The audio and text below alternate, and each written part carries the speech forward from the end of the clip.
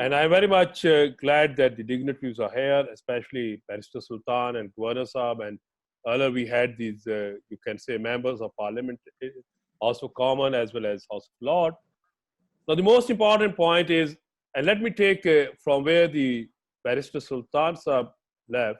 He said that because of the increasing situation or deplorable situation within the Kashmir would have a spillover impact, and that spillover impact could lead both states to a war. It's correct. If you see what is happening, and entire world has recognized in the last 1 year the governance style of the Prime Minister Modi, which is very much driven by Hindutva philosophy.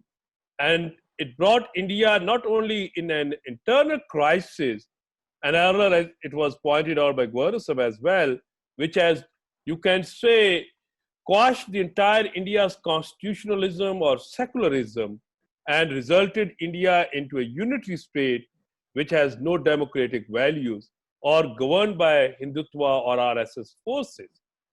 What are the results which we have been witnessing in the last 1 year? It's understandable India and Pakistan's, you can say, rivalry. But what is happening in the case of Nepal today? Nepal Parliament has, because of the Modi policies, has, you can say, passed a resolution on the border. If you see, since 1996, Chinese have been observing CBM arrangement with India, and they were avoiding any escalatory affair, you can say, steps at the, you can say, line of actual control. Even after the, you can say, this revoking of the Article 370 and the changing the status of Ladakh, we have seen the Chinese response was very calculated. But because of the policies policies of Prime Minister Modi, today we have seen that what happened in the Galwan Valley.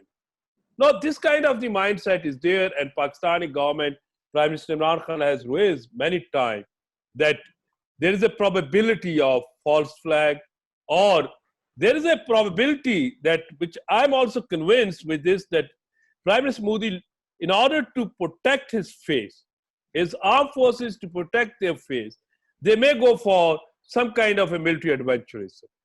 And this military adventurism, unfortunately, is acceptable to the majority of the Indians because of, if we recall, the 2019 general election. Now, what is the problem here is that when we look about the Pakistan and India's strategic policies, Pakistan has been determined to defend itself, and its entire capability is to deter the India. But on the other side, when we see where is the abnormality is that the Indian leadership, which has lost its conventional superiority confidence, especially on 27th February 2019. And if you see all the reviews, and those reviews have been telling that India has no conventional superiority by which it can dictate its terms to Pakistan. And we have seen in the last 1 year, Indians have started opting a policy which we use in a strategic terminology, a jargon, nuclear compellence strategy. If India go for a nuclear compellence strategy, that is a very dangerous. If you see, the entire literature is full of that a nuclear compellence strategy cannot be adopted against a nuclear capable state, whereas Pakistan is a nuclear armed state. And if the India go for any military adventurism, or if it continues with this kind of a false strategic superiority, or you can say misguided strategic policies, then not only this region will be going to suffer from a nuclear winter, but the entire world is going to suffer. So that's why when Barrister Sultan or the other leading figures raise this concern, because of the Hindutva policies, we cannot rule out the probability of military adventurism in the region by the Indian, you can say, leadership or Indian armed forces. The result could be that when Pakistanis are going to defend, the escalation of the conflict into a conventional war or escalating to a nuclear exchanges cannot be ruled out. So because of this reason, we are very much concerned that the region is at the brink of nuclear, you can say, war, and we have to avoid the world and save the world from it. And my final word in this context is that when we are talking about this, of course, Pakistan has a defensive capability and we are trying to do this. But the international community has a responsibility. Responsibility because of United Nations Security Council resolutions, They have to settle the Kashmir dispute. They have to, you can say, grant or ensure the right of self-determination to the Kashmiris.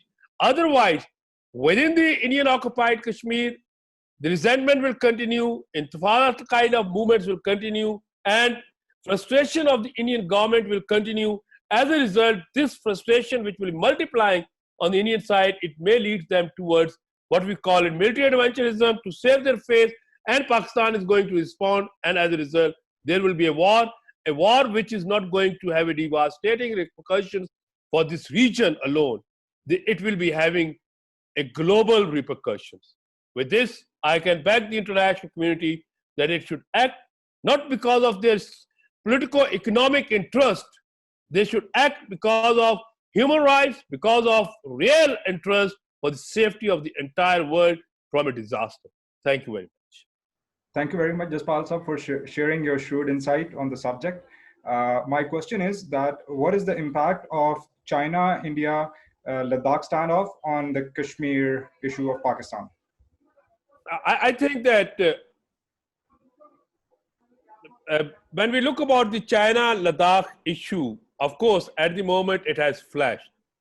But it flashed in the advantage of the India, because the international community's entire attention has been now focusing on China, India, and India wanted to sell this. Frankly speaking, when generally we say it was a mistake, no, it was a calculated move by the Prime Minister Modi. He was demonstrating India's China military posture, which was missing since long, and which was a requirement of Indo-US strategic partnership. This China, you can say China's military posture was a requirement to justify what the Americans were supporting them in the Indian Ocean, which India says India's ocean. Now, having said all this, but when he went there, here comes the problem that despite his best of his efforts, the conflict escalated. And that's the problem is that, and that was my also point when I was making presentation, the police don't play risky games, because conflicts take their own dimension. We are on a slippery road in the Indian occupier at the LOC, which can anytime leads us to a disaster. Now where is the problem? Now coming back to your question, India got a relief from international community because international community is now focusing on China. And if you see American campaign, and the Americans have started looking or presenting China as a strategic competitor, and American-led world, this Europe, Britain, they are more concerned with that geopolitical issue. Now, in this gap, India may go for some kind of a military adventurism. Why? Because India is in a need of military adventurism today, especially Modi government is in a need. The reason is that they have been beaten at the Ladakh side, at the LSE. They have been beaten there, and now they wanted to show some kind of a resilience, and may they go for LOC side. And definitely they will be beaten here again, as what happened with them in February 2019. But this kind of and you know that Hindutva mindset is, or the nationalists or ultra-nationalists, they can take these kind of the risks. And if they can take a risk, then what I was earlier raising, or the Barrister pointed out, we cannot rule out the possibility of a devastating war. So international community has to take into account that India's this way it has presented and try to create an attraction by demonstrating what we call it China's military posture. It's fast. The crisis is still at the LOC. Yeah, sir, I have a follow-up question. As you have mentioned that India is portraying itself as a resilient nation, and it was confronting China to increase to project it so far, not only in the region, but at the global side. So my question is that Pakistan is a flag carrier of the Chinese developmental projects in the region, and we are having the the flagship project of the China's BRI, China-Pakistan Economic Corridor, and in this context, and not only at the regional level, but at the system level, where China is competing and struggling and challenging the global powers. What do you think that what will be the repercussions for Pakistan in this scenario when China, India, USA are playing their great game, and Pakistan is not, economically solvent to fight a mega war, as you have just mentioned in your answer? Look, you are correct that there is a great game in our neighborhood. Though we are not interested to be part of it. Pakistan is very much interested to have a peaceful resolution. That's why we are not going for an arms race with India. But at the same time, we are interested for the OBI initiative should be in the shape of China-Pakistan economic corridor should be in our benefit. But the reality is this, that even we have no choice. We have to prepare for ourselves. Despite this, that where the Chinese or you can say Americans have their own interest, we have our own legitimate interest.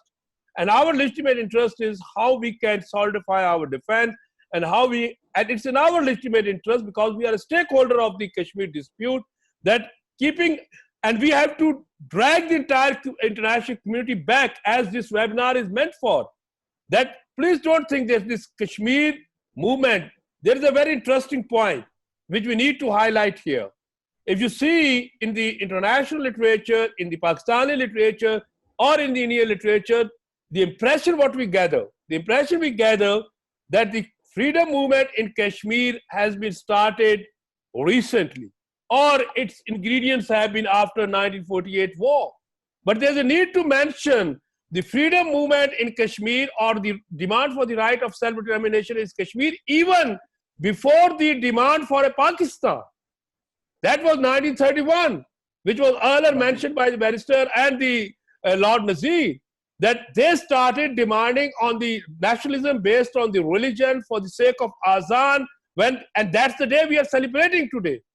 So indeed. Pakistan became in 1947, exactly 1.5 decades before, or more than that, before Kashmiris, the right of self-determination, that we have a right to determine what is our religion, how we have to live, what is our nationalism, what is our way forward, it has started.